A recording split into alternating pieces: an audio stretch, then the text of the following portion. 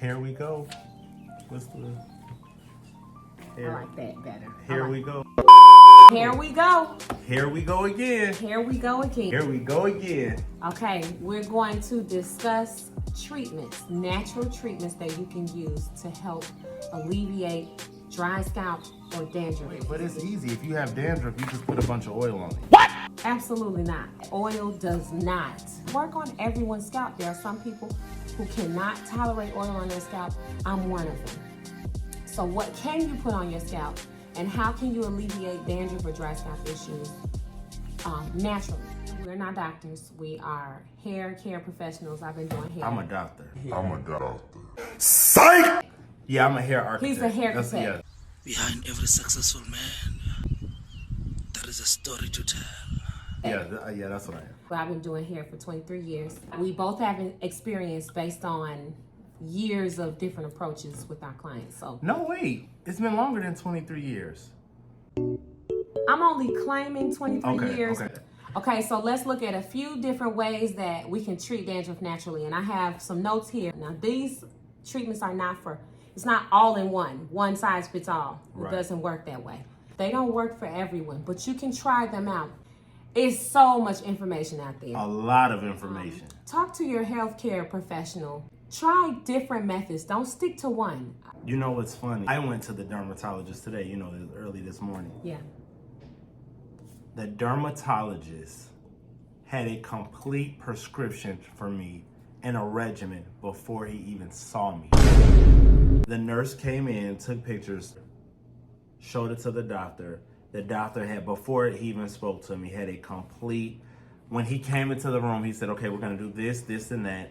Before I even got a chance to say, like, I think this is what caused it, this may be what happened, or this is what my diet was, before we even had that conversation. So a lot of times, the dermatologist or the medical professional you go to, you have to make sure it, like you said, it isn't one size fits all. Some of them will pretty much do the same thing for everyone. There's a lot of dermatologists that are excellent out here, and then there's some that they give everybody the same medication or the same similar treatments, and that may not work. So I'm just gonna go through just a list of different treatments. Let's focus on dandruff. I'm gonna start off with tea tree oil. Tea tree oil has antimicrobial and antifungal properties. It also helps alleviate dandruff symptoms for some people, not for everyone. Some people complain about the tea tree oil. They say it dries them out. Yeah. They don't like the cooling sensation. Yeah. They feel like it makes the dandruff worse sometimes. Everything that has antimicrobial and antifungal properties. And I'm only talking about that because that's what can help alleviate symptoms from dandruff specifically. Dry scalp is a little easier because you can use different oils to help with dry skin or dry scalp. And I've gotten very good results from using oil on clients with dry skin.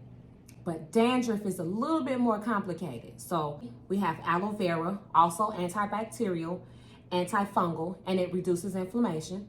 And then we also have apple cider vinegar. It has so many benefits for multiple issues. Yeah. But some people's scalp and skin do not like apple cider vinegar. So do a test, do a patch test with all of these products and see how your skin reacts to it. And that's what the I've same. noticed about it too? It stays naturally cold.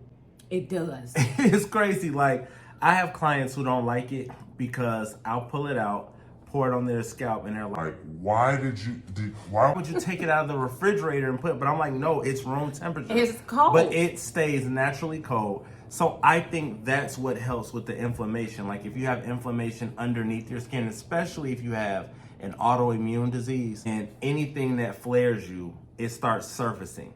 Yeah. So, and it's a lot of it is from what clients have told me, because I don't have a autoimmune disease, but my son does, my oldest son, and a lot of clients have it. Now, some autoimmune diseases like lupus affect internal organs, and then some affects the outer organ, the skin.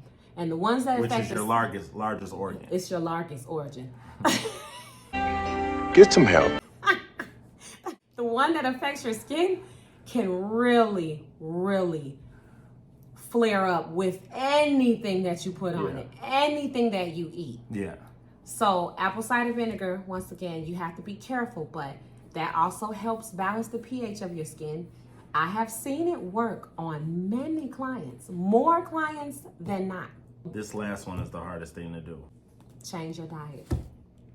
We have talked about this so many different times, and honestly, we live in a world where if it tastes good, I'm gonna eat it, okay? And that's just not how it works when it comes to health. Are you gonna tell them what we had for breakfast today? And no. Let me just be the first to say I'm a hypocrite. I have very serious scalp issues. I'm a hairstylist who's been doing hair for years. I've gone to dermatologists. I've destroyed my hair numerous times, and I know what works, and I still do the same thing over and over. But eventually we get to a point where when you get tired of it, you're going to do better. Yeah. That is one of the most important things. Yeah. And that's another deep subject that everybody has That's opinions. a whole nother video. We're not going to get into that. Drinking too, like what you drink. I mean, I'm not a huge pop or soda drinker, Yeah. but I am huge on juice, cold pressed, however you do. I'm just a juice person. Yeah. So that's my problem. So what I tell if you clients, do the cold pressed juices like what you usually get, like the organic juices, vegetable juices, fruit juices, that's good. but I overdo it. You cannot drink 3 and 4 liters of those juices at a time because they're high in sugar. Yeah. And a lot of clients, I've noticed, a lot of people, they're just not drinking enough water. Water, stress, sleep, your diet is so important. We haven't even talked about sleep as far as treatment. I took a client to the Avalon Labs in Chicago. We went through all of their medication to see what medication was causing the issue. But at the end of the day, the client was sleeping for 3, 4, 5 hours a night. Sleep is another way to treat this dandruff and dry scalp. You have to get enough sleep so that your scalp can heal. So if you have certain practices that you're doing now, take some time out and change that, and then see if you see a difference in your health, in your hair, in your scalp. So eating foods rich in omega-3s are excellent for specifically dandruff. Eating nuts and seeds like chia and flax seeds and hemp seeds, that's excellent for dandruff again. Let me just show you. Now, I've been knowing about this for a little over a year now, but this is called aretha nut. It's called a soap nut for short. It literally looks like a little acorn that you find outside. A lot of these are well known in India. Who supplies the majority of weave around the world? Indians. How long are their hair? How long are their hair? How long is their hair? Their hair is long. We'll talk about hair growth when it comes to these seeds also. I am fascinated with these seeds. I have fenugreek in here. This is a personal pouch that I make based on what I've used for my clients. My clients said, you're not going to do witchcraft on my hair. Because when they saw this big cauldron pot boiling with all these nuts, they were like, what in the world? You know, when I first started. But I was just like fascinated with the fact that this turns into soap. I was actually, so the first time I used it, I shampooed the client with shampoo. And then I went behind it with this because I was nervous. But then it cleaned. I mean, squeaky clean. Squeaky clean. We're going to go into that when we have our shampoo segment, because we're going to have a segment on shampoo and hair conditioners, making your own mix of shampoo, or you can buy ours. You know, this one is already pre-mixed. We have a lot of different, it's like 7 different nuts in that one. You can use powder forms or you can use whole nut forms, but some of those really help to treat dandruff. Like for instance, amla is rich in vitamin C. It helps to soften the hair. The shikakai or the soap nuts, you boil them and they turn into a soap, but it doesn't strip your scalp. It doesn't remove so much of the bacteria that now the fungus has an overgrowth, which is what most shampoos do. So it removes that excess oil that causes a lot of the dandruff. It helps to cleanse without irritating the scalp. It helps regulating your pH, rich in selenium and vitamin C, helps boost circulation. And it's on and on that we could talk about it, but this video is getting too long. Hear us out for the next video. Subscribe. So that when the video comes out. That bell.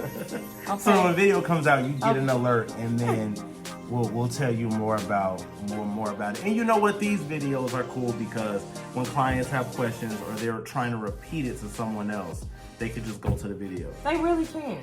And honestly, we're gonna try to keep these videos as short as we possibly can. The whole purpose of this is really to inform clients of alternatives. There are alternatives for everything.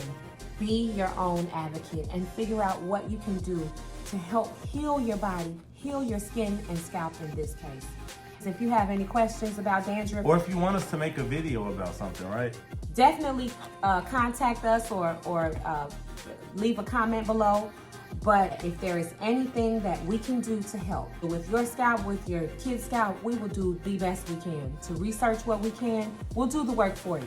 And then hear us out. Peace out.